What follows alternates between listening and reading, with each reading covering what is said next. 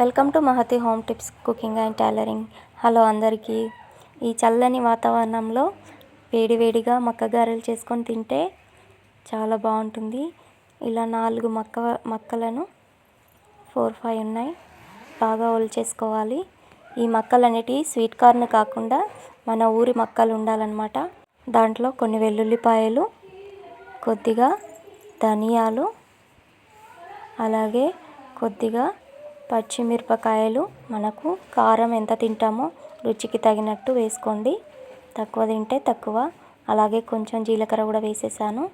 దాంట్లో కల్యమాకు, కొత్తిమీర పచ్చియే వేసేసుకోవాలి, కడిగేసుకొని వేసుకోవాలి.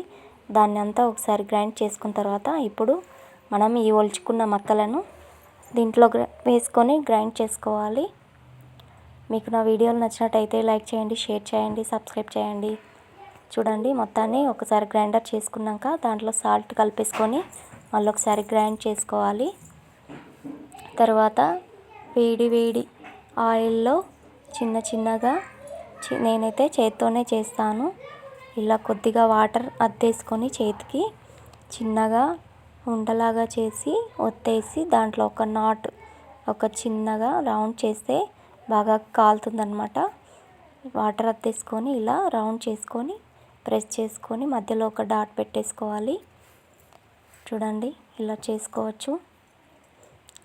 అలా కాకుండా చిన్న పునుగుల్లాగా కూడా చేసుకోవచ్చు.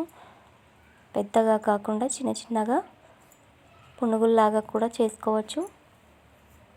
కానీ టేస్ట్ అయితే చాలా బాగుంటుంది. ఈ చల్లని వాతావరణంలో వేడివేడిగా మక్క గారెలు చేసుకొని తింటే సూపర్ ఉంటుంది. మా పిల్లలైతే ఇష్టంతో తింటారు. చూడండి, ఇలా కాకుండా చిన్న పునుగుల్లాగా కూడా చేసేసాను. ఈ మక్క గారెలు అనేటివి స్వీట్ కార్న్ తోటి కూడా చేసుకోవచ్చు, కానీ దాంట్లో వాటర్ ఎక్కువ ఫామ్ అవుతాయి. దీంట్లో ఉల్లిగడ్డలు ఇలా నిమ్మకాయ పిండేసుకొని,